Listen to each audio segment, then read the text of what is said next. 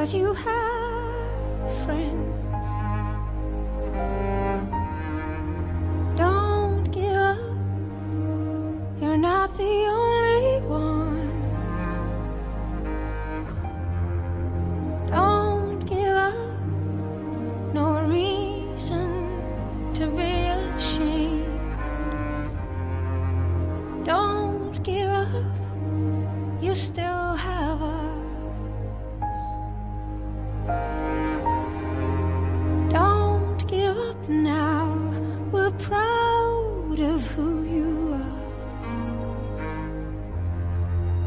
Don't give up, you know it's never been easy. Don't give up, 'cause I believe there's a place where we belong.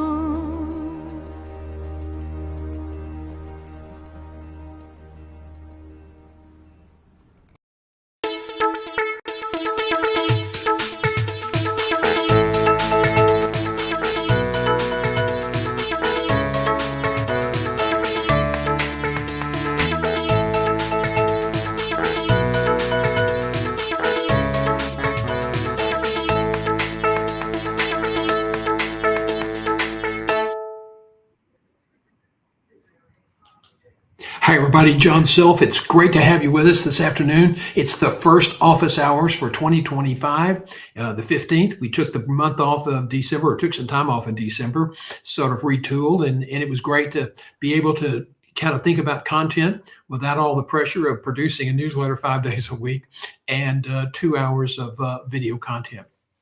Now, this session of office hours is members only. It will be members only going forward unless something happens and we decide to go in a different direction. But we want to honor our members, and you too can join. It's $79 a month, and you get access to 2 hours of group coaching per week. And then you also get 4 30-minute phone calls.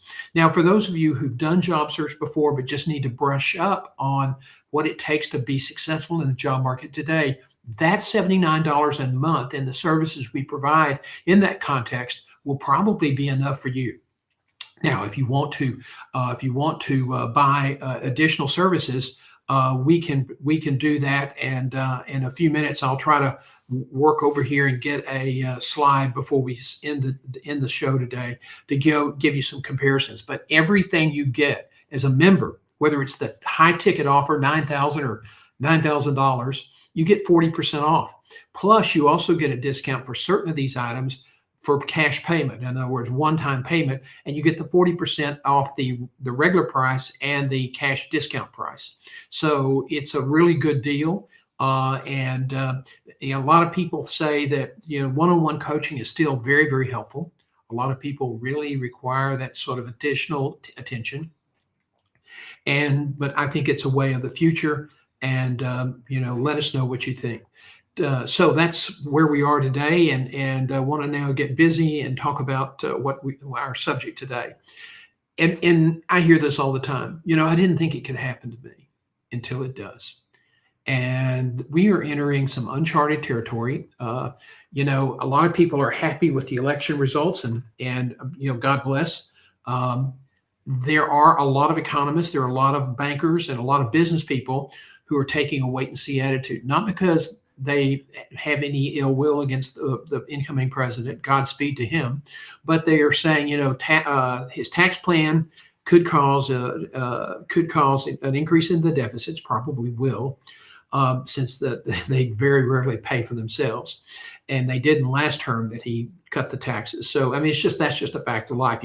You cut taxes, you hope it'll stimulate economic opportunity, but very rarely does it cover the whole bill.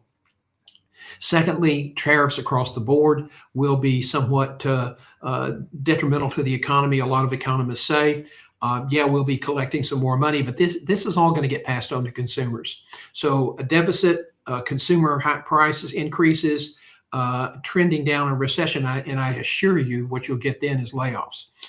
Capitalism that we know today ain't the same capitalism that we had in the 1980s or 1970s. You didn't see massive layoffs just to make a quarterly estimate on your income for your earnings. They didn't do that. I mean, shareholders were important to the company and they had shareholder relations, but they didn't put the shareholders first. They put the good long-term good of the company first, and that doesn't happen much anymore. And so it's just a different ball game, right or wrong. Can't do anything about it at our level, but you do have to prepare for it career-wise. And so that's what we're going to talk about today. Now, let me just cover a few things that's going on. The competition for executive and management jobs is really over the top, and it's the worst that it's been in nearly 3 decades. And a Wall Street Journal this morning, post this morning indicated that even the elite graduate schools, the MBA schools in the United States, from Stanford to Wharton to Harvard, Yale, Kellogg, and Chicago, and the other elite schools, they are all having problems having their applicants, their graduates placed. And in the past, this was a fairly, guarantee. You got a Harvard MBA and you got a job. This time, almost a quarter of the graduating class of the Harvard MBA program is still unemployed. And the people, at Harvard said, in the old days, if you had a Harvard MBA, a lot of people thought that was it. That was the ticket to a great job with great income. Not anymore. What people are looking for now, what employers are looking for now more than anything else, it's, do you have a good education? That's important. Okay. Do you have good experience? Do you have the kind of experience that's going to bring value to our company? You have a Harvard MBA, that's great, but tell me more. Tell me what value you're going to deliver. And there was one CEO who told me a story once years ago. He said he was interviewing a young guy, and the guy said, well, I have a Harvard MBA. And the CEO, who was extremely successful and very well known in his industry, said, I won't hold that against you. So, things are changing. Harvard's a great school. A lot of people have done great things there. My good friend Eric Evans is a Harvard MBA and runs a great expanding surgery partnership company in the Franklin, Nashville area. And so there's a lot of great people that went to Harvard, and a lot of good networking occurs there. But now it's not necessarily the guarantee that will get you the job. So let's go through the rundown. U.S. business hiring is at the lowest rate since 2013. As of December, there were nearly 7 million people unemployed across all categories. 1.5 million have been looking for a job for at least 6 months. This is 1 million more increase over the 1-year hike from last year. So there are more people looking for jobs longer. The damage impacts executive job seekers, okay, who are dealing with an exceptionally tight labor market. The lower level people, the hourly people, the staff positions, the pre-management level people are still able to get jobs. All those jobs that we hear about every month, those are at lower levels. We're not necessarily creating new executive positions, but we are seeing strategic layoffs. And I saw a term this morning that said non-regrettable layoffs. In other words, we're cutting people and we don't regret it. I guess that's what it means. The time to hire when I was doing search was about 3 to 6 months for a CEO or a senior executive. Today, it's somewhere between 8 to 14 months. To pay bills, executives are turning to fractional contracts, or interim assignments, or consulting engagements directly or as a subcontractor. Now, people say, oh, no, I can't do that. I need to stay focused on finding a job. Let me tell you something. You're going to say that, and you're going to say, okay, in 2 or 3 or 4 months, I'll be okay. I'll have a job and I can move on. What happens if it's 14 months? Now you've gone through a lot of your savings or a lot of your severance, and you've got a gap in your resume. 14 months, that's a big gap. And so people say, well, I'll be okay. Well, things have changed. Please, things have changed. And it's not going to be the same as it was the last time. And the people who say, well, I've always been able to get a job, I'm not worried. Well, you should be. Because if we get any more significant downturn in the economy, if we start seeing significant layoffs, it'll only get worse for the executives and the managers. So that's just something you need to keep in mind. You need to prepare. You need to have options. And if you don't do that, if you don't think about that until you get the layoff notice, you're really screwed. You really are, more than any other time in your career. So where is this change taking us? I think that's a question that a lot of people are asking, and I think it's an important thing that you have to understand. that what got you here won't get you there. So you're either going to adapt or you'll die. So said Billy Beane, the former MLB player who was a GM at the Oakland Athletics and rebuilt that team using sabermetrics because they could not afford to compete for top talent. And it's gotten, that whole industry's gotten crazy. Beane now is kind of semi-retired. He's still a minority owner in the team, and he lives in Florida. But he was the star of the movie Moneyball. So I think the executives are facing basically two major threats. Okay. The pace of technology is changing so rapidly across all sectors. This is not a healthcare issue. This is not a retail issue. This is not a services issue. This is all 11 sectors. 41% of the global companies that the Economic World Council just interviewed them or surveyed them, all of them say they will be doing significant workforce cuts within the next 5 years related to AI. British Telecom laid off a lot of workers, and 5,000 of those workers were laid off, or those positions were designated as possibly to be replaced by automation. So, I mean, the automation is here. Change is occurring. The economy's slowing. And it does. It goes in cycles. No cycle lasts forever. And the tight executive labor market is unlikely to improve in the near term. So it could. Okay. Nobody wants it for anybody to get hurt. But don't sit back and think it will, because if it doesn't, then you're going to be behind the curve. The line will be long and you'll be at the back end. So think about what you're going to do. Start building your network, because the story I'm going to tell you today is the story about a bright, capable, energetic young executive who didn't have a lot of training in business, had been doing some trade industry work, and got a job in public relations and was able to move into a coat and tie job. And he was knowledgeable. He was enthusiastic as a business developer. And he was the only person, he was very successful helping this organization start a brand new program. He then moved on with a contractor and became extremely successful. He was the only person in the U.S. selling this high ticket offer, and the contracts were generating about 3 to 4 million in sales a year for this division of the company. And back then, that was significant money. This was in the 1970s. But then one day, his partner and some of his associates decided they wanted to buy this division from the parent company, and the LBO failed. And the corporate executives were really angry, and they took everybody into the parking lot, save this one young executive we're talking about, and shot them all. In other words, they all got fired with no severance, and that was it, told to go home and don't come back. Then they took the young executive who had been so enthusiastic, had been so good at helping develop this business, and was known throughout the industry, and they told him, now the only way you can stay with the company is either you either move to Provo, or you move to Salt Lake City, and you have to pay for it. We're not going to relocate you.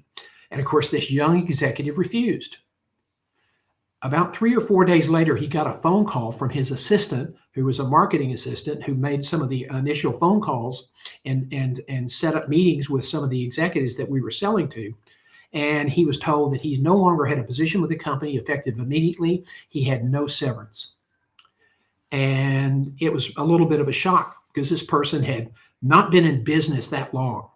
He was married, his wife was on maternity leave, no baby, and a mortgage. He had limited savings because they had invested in buying a home. Income, the pipeline was full, the income was coming in on a steady basis. It seemed like a safe bet. Now, his network at the time was not very big, but it was consistent former clients and he was too embarrassed to call them. He felt humiliated, he felt despair, and fear clouded his responses. He did not know where to turn, and he didn't ask for help because he didn't know what to do. He hadn't ever been in this situation before. He went from success nationally to isolation, and it was a devastating fall for him. All the things that he did, all the recognition he got, all the things that people said about him were really great. Now, back in this time, in the late 70s, there were no online job boards because there was no online. He had to rely, he was based in Houston, so he had to rely on want ads with the Chronicle, the Post, and the Wall Street Journal.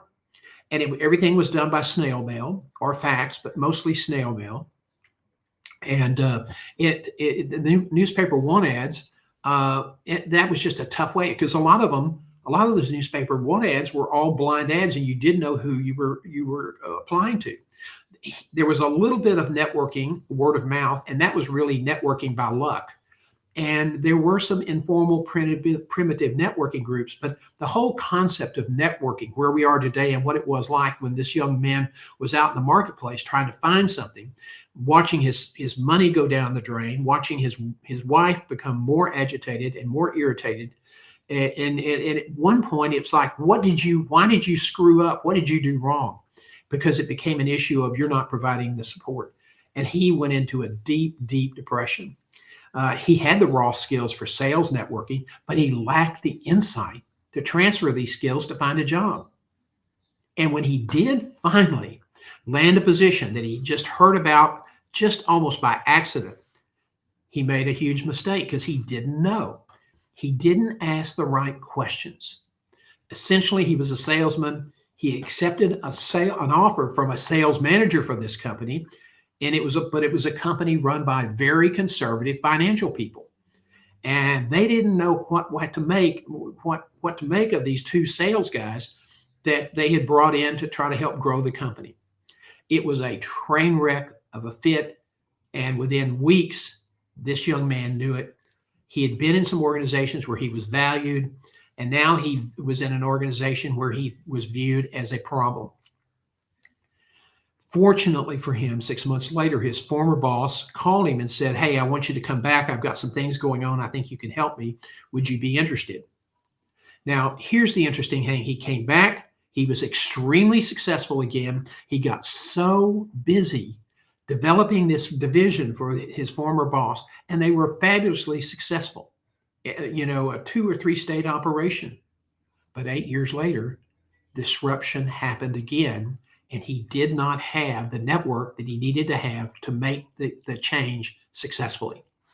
Now, many executives, they all think they have the skills, and some of them really do, but they don't take action. And they can't overcome the truth that success is no job guarantee. You can be extremely successful as a CEO or chief operating officer or senior business development director or HR person, but doing a good job is not going to guarantee that you will get your next better job. Because people, you have to be out, you have to know people, you have to be able to find people who will refer you. And so that's a really tough nut for people to try to overcome.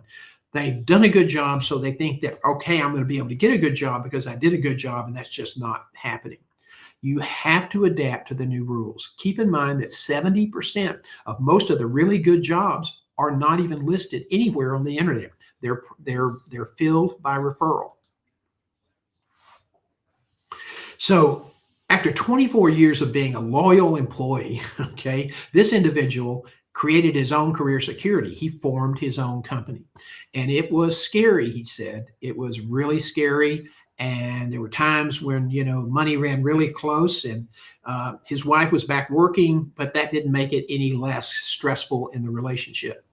A lot of people start a company, think, oh, this is going to be so romantic. It's going to be so successful. I'm going to be so happy because I can control my own future. And you can. Okay. But when you start your own business, there's a great lament that entrepreneurs have. It's Friday, only 2 more days this week. Okay. And let me tell you how I know so much about that story, because that young man was me. That person who made all the mistakes, who missed all the opportunities, and who did not see what was right in front of his face was me. And I recovered, but it was luck. And it is the reason today that I am so adamant about networking and how important that is to ensure a stable career. If you don't have that network, it is going to be increasingly challenging to find the kind of job you will have. You don't want to end up with a job paying some of the bills until you die. That's not a life. And if you've had the success, and you've been lauded for your success, and you've been valued in an organization for success, being on the other side of that equation is miserable. It is absolutely one of the most miserable times in my life. And I will tell you, that uh, we now are very lucky. But in the 70s, we had no tools. To have a brand back then, you had to hire a PR firm, probably cost you 50 to 150, $200,000 for them to put out press releases and get you introduced into various organizations. Today, you control that on LinkedIn. Over a billion people are on the site. Yes, it is a annoying billboard. It's a channel for people to try to sell you crap you don't want and probably doesn't work. But it's still a great research tool, and it's a great way to promote your capabilities, your skills, your value. And more companies are beginning to use high-speed scanners, and they're looking at profiles, and that's how they're going to identify the talent of the future, not the resume, the LinkedIn profile. So success requires discipline, focus, and intentionality, and that's something you absolutely have to do today when you're thinking about advancing your career. This is something that I saw all the time as a recruiter. People would come in and just come in and interview. They weren't very well prepared, but that's what they'd always done in the past. That's what they thought they needed to do. And the truth is when it comes to networking, people don't like that. They are uncomfortable because it's outside their safe zone.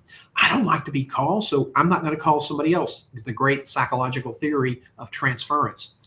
Let me tell you what, to be successful today, and I have to remind myself of this every day. You must do the things you need to do. You need to do. That's so important. Don't forget this statement today. Do the things that you need to do. And you have to resist pushing off the diversions that you want to do. Because what things you want to do are probably going to make you feel comfortable, and they're not going to move you one nickel closer to getting a job. So resist those temptations. Oh, I'll go have lunch and we'll play some golf and it'll be all right. I've worked hard so I can justify taking off a Wednesday afternoon or a whole day Wednesday and not worrying about my job search. It's all going to work out. No, it won't. You have to make it happen. You have to be intentional, and you have to do a lot of the things that you would not have done in your normal job. And that's a lot of people find that's one of the big shocks for them. They had assistants in their former jobs. They had people who kept their schedules. You know, they didn't have to get their hands dirty with a lot of the administrative details. When you're on your own, which is essentially what's happening when you're looking for a job, that's your new job. You're the CEO of you, and you have to do it all yourself. And there's nobody, unless you have a network, who can make some calls for you.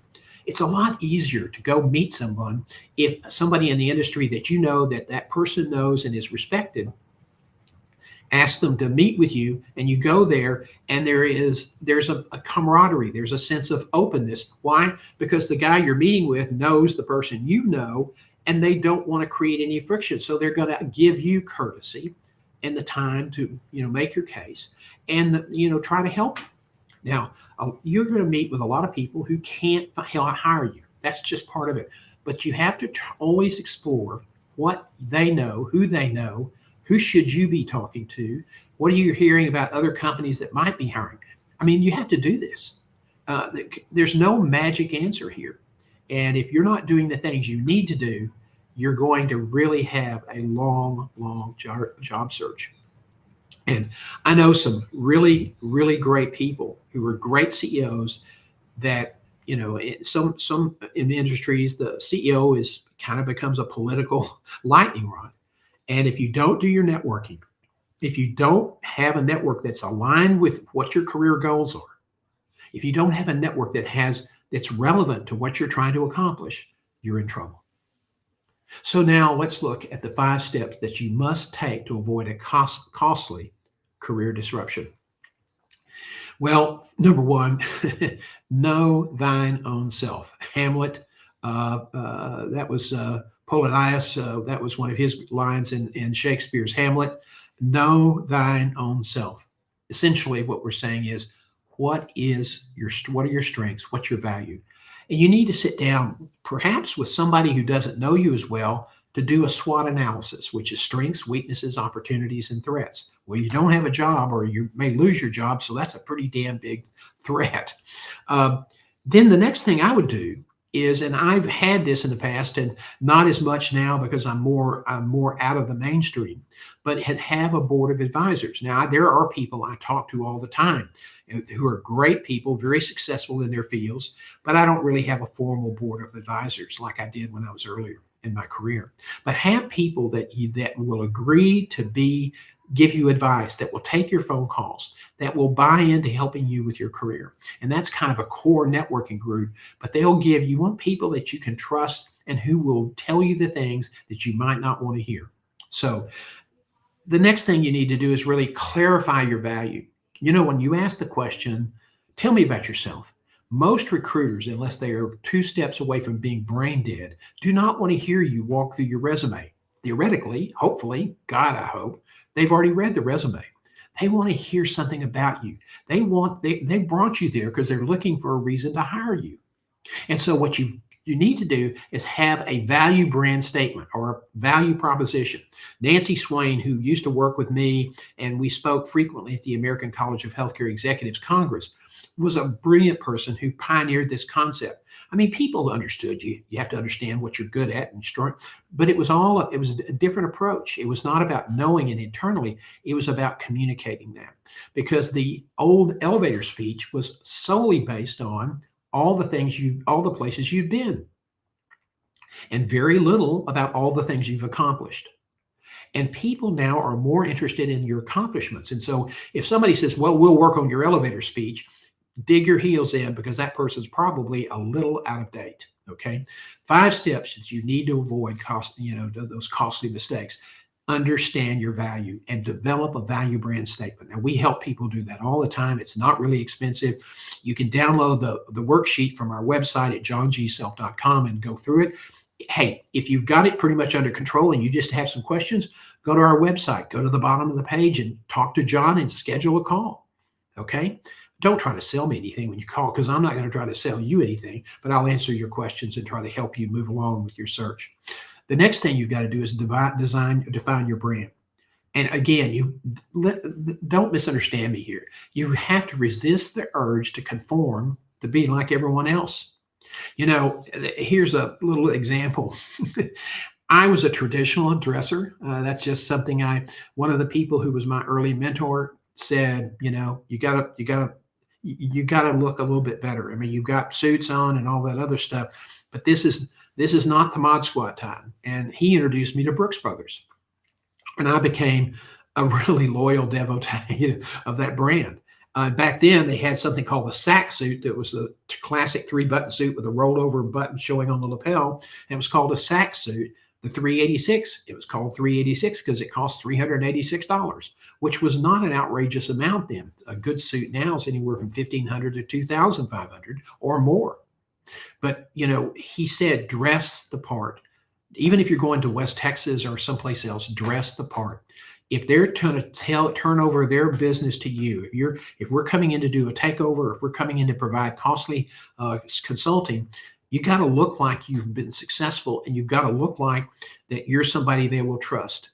And if you come in there with your big belly hanging over a belt buckle that's bigger than Dallas, with cowboy boots that aren't really shined, and blue jeans that look like they might need the washing machine, you may feel like you're fitting in, but you're really sticking out like a sore thumb. So your brand, it has to be designed around the way you present yourself. It has to be designed around knowing your value, being able to communicate that value. I did not really understand that when I was looking for that job back in the 70s. And I understood a little bit better in the 80s, but it was still an extremely difficult process. I interviewed with a lot of people before I decided to go out on my own. And then once you define your brand, you want to have a mission, vision, and value statement. And that needs to drive your communication. It needs to drive your actions, how you treat people, how you respond to people in the email. It's really easy now with everybody sending you text messages going, hey, hi, can you send my dog out take my dog out for a walk? I'm running late. A lot of times it's just scam stuff. And then you get 15 or 20 of those a day. And if you're very visible, you will. It just drives you nuts. And it's real easy to be really curt and disrespectful. but you never can tell when that person might be a potential high ticket offer customer. And so you just have to grin and bear it and try to be polite and be true to your brand, be true to your values, be true to how you want to be treated by other people. Now, you really need to create a written career game plan. Throughout my 27 years of recruiting, I routinely asked people, do you have a written career plan? And for those of you who've interviewed with me in searches back over that 27 years, you will know that, I didn't do it every time, but probably 90% of the time. During that time, 27 years, I probably interviewed close to 9,000 people.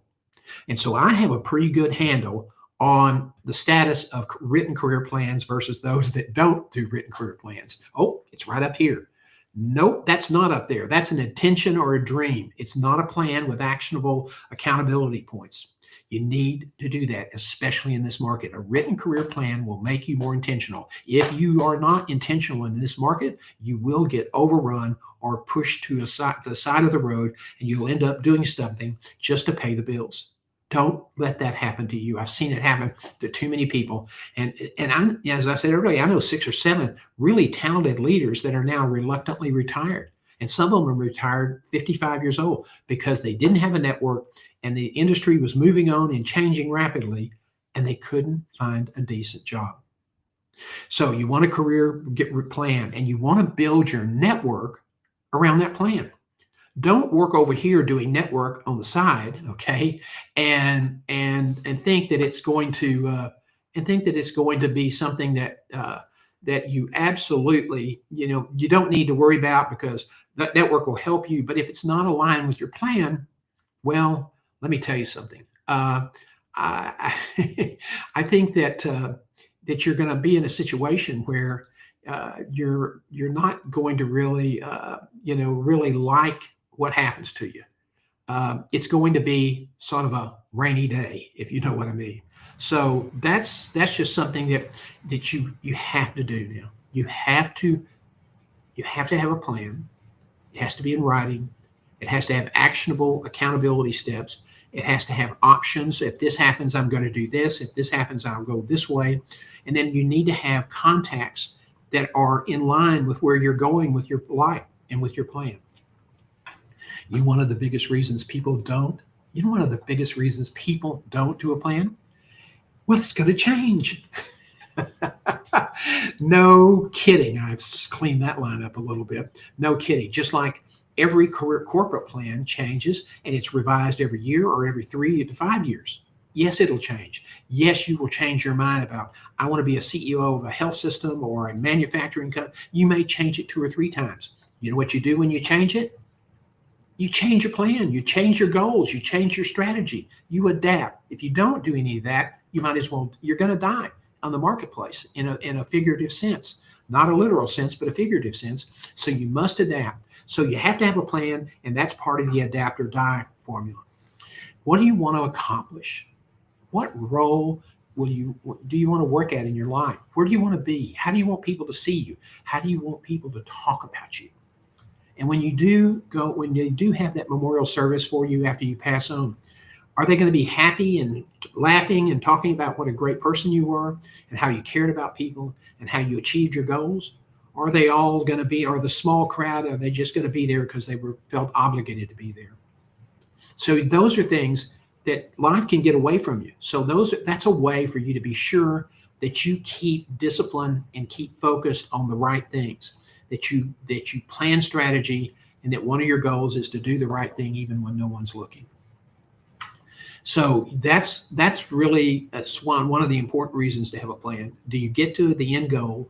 And it may be an end goal you just decided 15 years earlier that's what you wanted after pursuing different goals.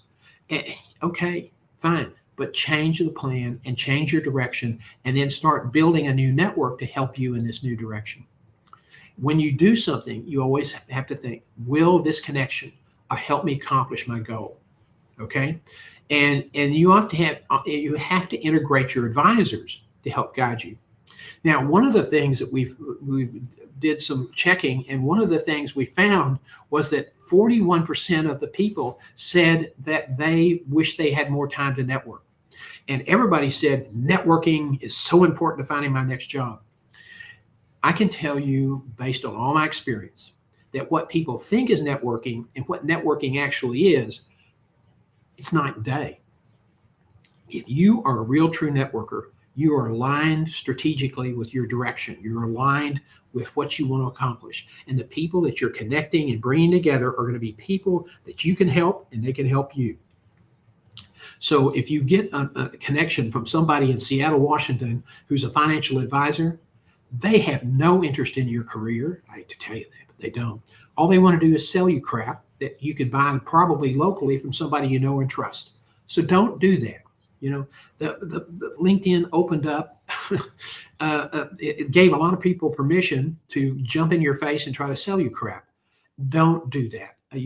Be very intentional. These are the people that I need. These are the types of people I need to connect with. Now, when you look at my connections, I have been on LinkedIn, gosh, for more than 20 years. I wasn't there when Reid Hoffman turned on the button, but I was standing on the front porch. They started in May of 2003. I joined in early January of 2004. And we at the start, we didn't know what we were doing, but over time, it really became apparent that this may not be a great actual networking tool. It's not going to get you a job, but it is going to be a powerful source if you connect with the right people to help you get information that will help you advance your career. It can help you identify people in other organizations that you can connect with. Now, yesterday at Lunch and Learn at noon, we talked about getting a job without a network. Okay.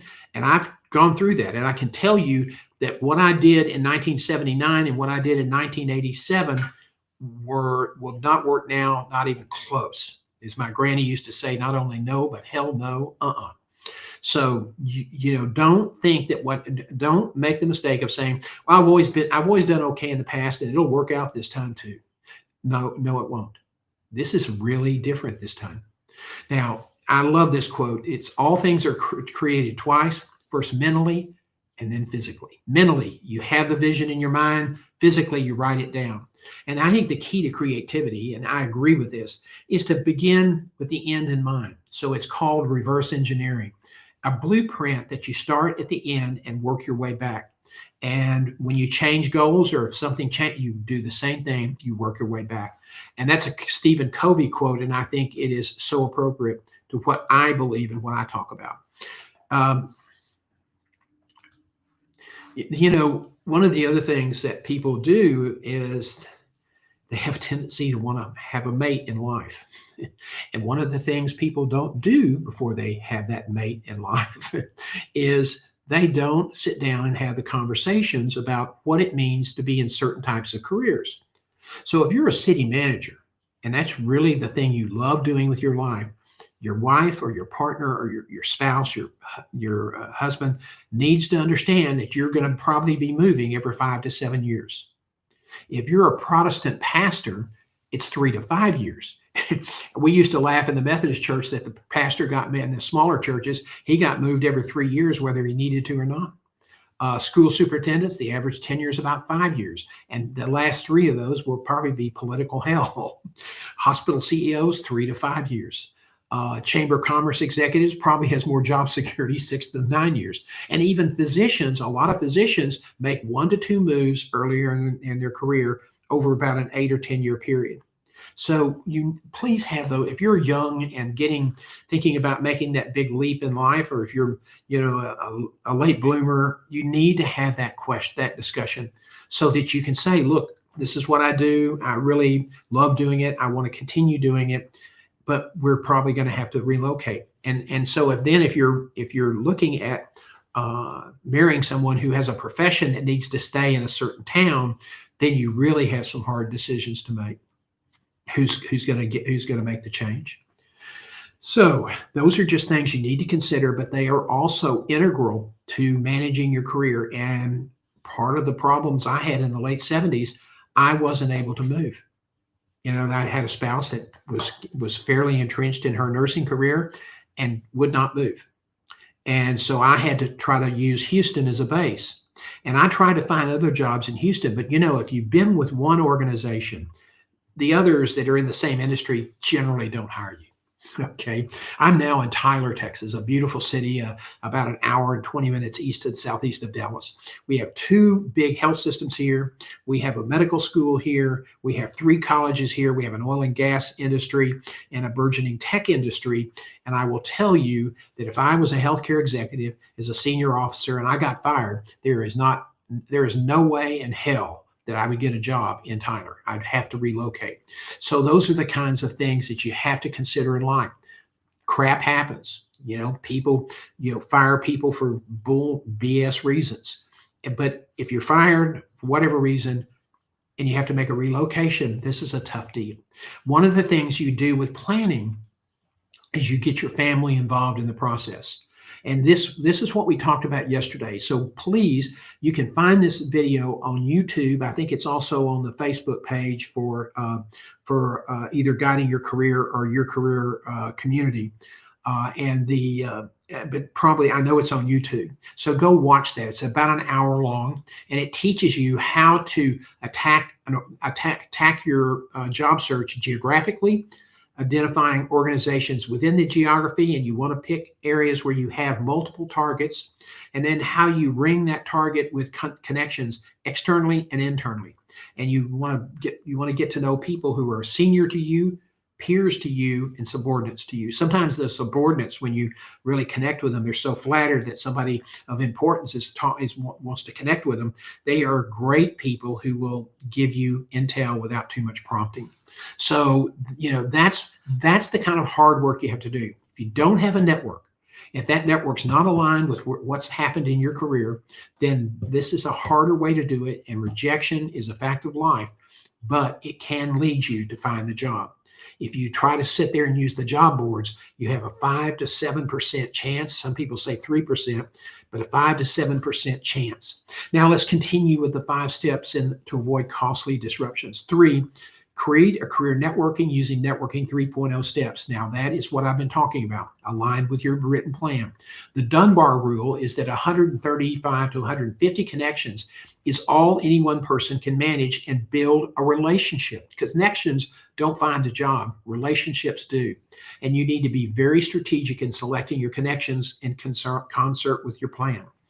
And you want to have secondary connections. These are people that you like and that are influential in the industry, or maybe people from college or former fraternity mates or sorority sisters. These are good people to connect with as well, but they're not your primary network. They're not your primary career network. You take care of them, you nurture them just like you do the professional network, but it's that professional network. If you've got to put extra effort into it, that's the one. When you build your relationships, you want to be selective. You need to decide based on your plan, not someone else's request. Don't approve a request that does not meet your needs and that you don't feel like you can help them. Now, you also have to have a social media presence. And this is where people go, oh no, I hate social media. And really what they think about is all the trolling on X, and they hear all the things about TikTok. And, I have close to 6,000 followers, I think, on TikTok. But not for long, apparently. But anyway, you have to have a social media presence. And here's why. Because resumes in 3 to 5 years are going to be secondary to you finding a job. As one of the things that companies hate is that when they open up a public job posting for a senior executive, they get a lot of ash and trash. They get people who are not qualified.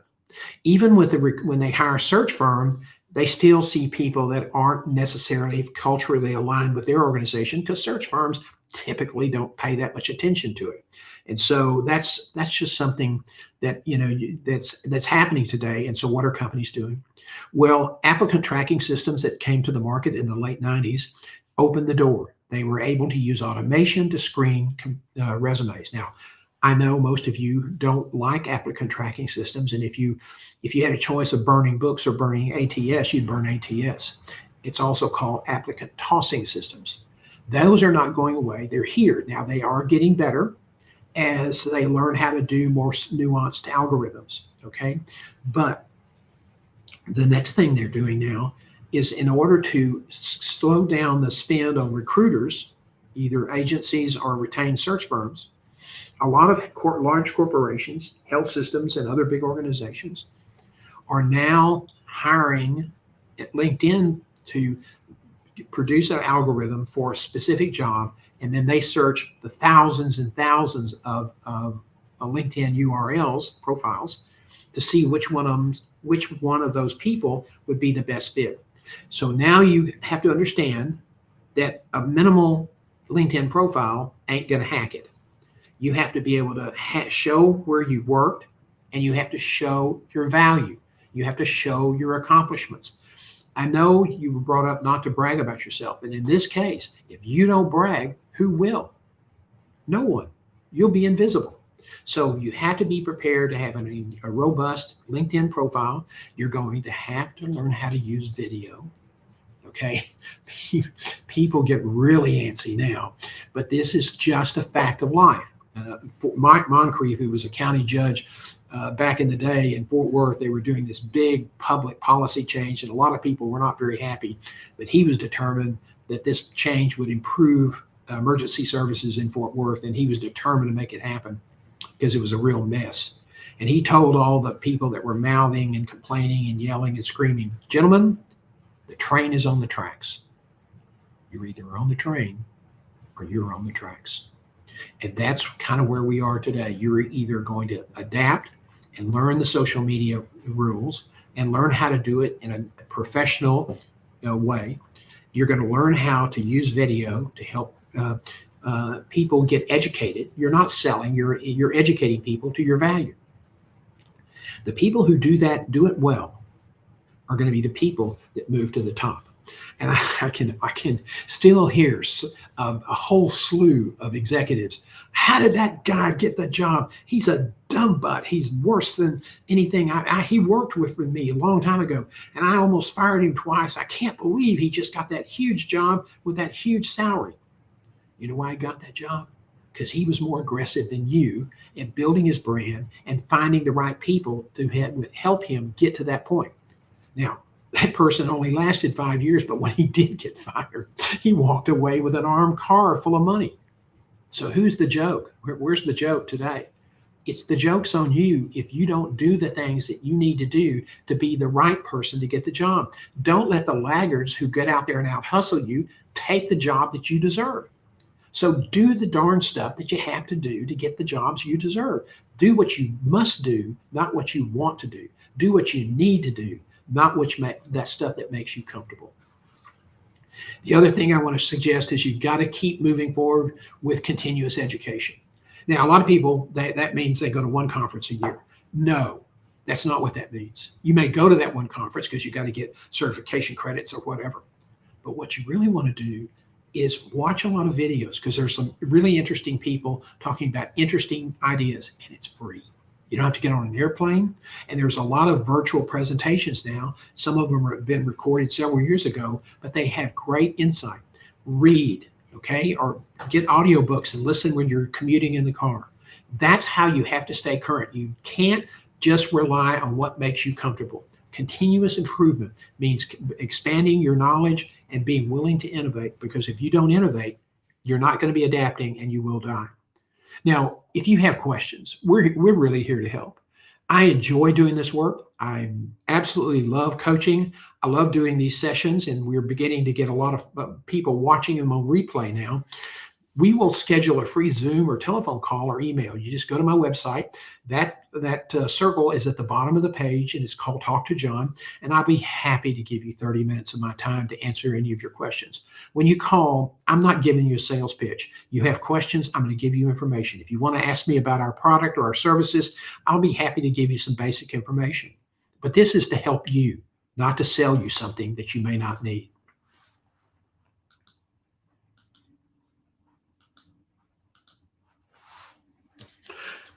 Well, I want to thank you today for being with us for this group coaching session.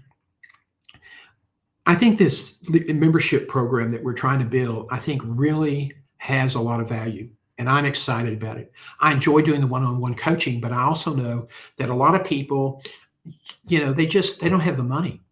And so I don't think anybody should be disadvantaged just because they don't have the money for one-on-one coaching. Now, even with even with the discounts, it's still, I mean, it's not inexpensive. It's not free, but you may save, instead of paying $4,000 or $1,400, you may only pay $700 if you're a member. If you join our membership program now, between now and the end of this month, we will deduct, or we will waive, the $250 enrollment fee, and you can get in for $79 a month. If you see that you want to schedule some programs, you can get your resume done for probably less than $70 with the discount. If you just need a review, if you need a full press premium product, it's going to cost you about 40% less than, I don't have the prices right in front of me. I should have included them today, but I didn't. But we did yesterday. So that information is on the video link that's on YouTube today. The YouTube page is Guiding Your Career, John G. Sell. So we're trying to make this accessible. If it's a mission for me, because I really believe in my heart of hearts that we really have to make changes in terms of how we manage our careers. And if we don't, people are going to really be disadvantaged. And one of the great things, I mean, when you go through some of the turmoil that I did in my career and looked at the bottom of the barrel a couple of times, I mean, you almost feel like you're never going to work again. And there were times that I just almost cried because I had been so successful. And here I was, a new father, a husband, and you could just sense that you're being viewed by your family as the guy who's not living up to his end of the bargain. And that's wrong, and it's ego, but it happens. One of the other things I tell people, if you're in a job search and it's frustrating, if you're a member, you're going to get 4 30-minute calls a month. If you need help, if you need somebody to pick you up and renew your enthusiasm, call me. I mean, I understand how important it is. When I left Herman Hospital and became the national marketing manager for the aircraft company, I had long hair. I was 26 years old. I had a couple of suits off the department store rack that had a slight bell-bottom flare at the bottom. I was wearing boots that the Beatles might wear on that stage in London. So I was fashionably dressed at the time for a young, somebody who didn't know what he didn't know. And somebody said, God, they're flying you first class. You don't know a lot about hospitals, and you know less about helicopters. What possibly could go wrong? And I sold 14 programs in less than 3 years. And the reason I did that is because, not that I was a great salesman, I really wasn't, and probably still not to this day, but I was enthusiastic. I believed in what I was doing. And enthusiasm is an incredible magnet. Charles Wesley, and I've used this quote before, says that when people catch fire and they're enthusiastic, people want to be around them. They want to be close to them. And I was so excited about that helicopter program and what it could do for a community. It was infectious, and that helped me succeed. It wasn't my brilliance, it wasn't anything else. It was just my raw enthusiasm. Enthusiasm is important in your job search. Just a quick side note: the other day, someone called me we were talking about getting some coaching for her husband. And she said, well, where did you start your career? And I said, at Herman Hospital. And she said, what were you doing? I mean, my mother, worked in the medical center. And I said, well, I was the first director of LifeFlight. I helped get it started. It was not my idea. I wasn't even sure it was going to work. And I was told I would sink with it or swim with it. And she almost cried. She said, that program in 1980 saved my sister's life.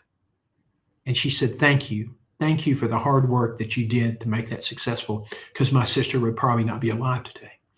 And it saves lives, but I'd never really had it presented to me that personally. And it really, I'm really proud of the work, not because it makes, that I'm a great person. I've got enough flaws to fill Carter's liver pill basket. But it was gratifying to know that something you cared about, something you really enjoyed doing, and something you were so enthusiastic about, absolutely is helping people. And of the 14 programs that I created during my time with Rocky Mountain, 13 of them are still in operation today. And so that enthusiasm that let me build that network and help all those people, not me directly. I didn't help the people. The people that were on the aircraft, the pilots and the nurses and the doctors deserve all the credit. But it's just a great thing to have in your career. You have things in your career to be excited about and to be enthusiastic about. And I'll tell you, it's people say, well, I'm too important, I'm too senior to be enthusiastic. No, you're not. People want to know that you like what you're doing. They're bringing you in to find out why they should hire you. You got to give them a reason, because if you don't, somebody that's coming in after you will. You may be more qualified, but if you don't make a compelling case for who you are, you won't get hired. We have a great interviewing course, a master class in interviewing. And I can tell you, after 27 years and a lot of people I've interviewed, most people are just good. They're mediocre. They're not really great. Some of them are on the bad side of good. Some of them are a little bit better than good. But most people aren't really excellent at job interviews. They think they are, but they're not. And I've interviewed so many people that I had really interesting resumes, and were just kind of blah, blah, blah interviews. They didn't get the job. It's not that we're gonna hire somebody who's a flim flam artist. You're going to get somebody who's qualified, but we're going to find that person who really knows how to communicate, how to interview, and deliver their value in a way that's meaningful and memorable. And that's what we're doing. This course goes for 2 months, 8 weeks. You get 5 mock interviews. So believe me, buddy, I'll put you through your paces. And you can get that course costs $1,425. But if you're a member, I think it's around $780 or $800. So whatever the 40% discount is. Mathematically, I have to have the numbers in front of me, but all of those comparisons are on that video that we did yesterday on YouTube. So I've kind of meandered around. We're a little over the hour. I apologize for that. But I want to thank you for joining us today. Tuesday on tomorrow on our Guiding Your Career newsletter. And if you're a member or a client, you get that free. If you don't, it's $7 a month. Tomorrow, we're going to be talking about the role that video and YouTube is going to play in your future networking and your future job search. And people go, no, it's not. It's YouTube. It's a bunch of kids doing stupid videos. Guess what the second biggest search engine in the world is? It's owned by the biggest search engine in the world. Google owns it. It's YouTube is a search engine. And so it can be very, very helpful. And as you start using video, YouTube is a great platform to post them elsewhere and link back to the YouTube page. So that's what we're going to have in the newsletter, I think, tomorrow, which I have to write tonight. And then next Tuesday, we'll be announcing our topics for the group coaching on Tuesday over the weekend. So watch for the emails that come out to all the members. If you want to become a member, go to johngself.com and click the little red button on the side of the page. And it'll take you to the membership page, and or it takes you to the course page, and the membership icon is on the left-hand side at the top. Click that, it'll take you to the course page, and then there'll be a video from me. We're replacing the video this weekend. It's a little out of date, but I will tell you, $79 a month. The fee to join has been waived for the $250, and you get 4 30-minute calls. Plus, you get discounts for all of our services. So I hope you'll consider joining us. We're excited about it, and we think we're going to build a great community, and we want you to be involved and participate as someone who also turns around. Once you get successful, you turn around and help the people coming up behind you. So thank you very much, everybody. We hope you have a great weekend, and we'll see you next week here on Guiding Your Career.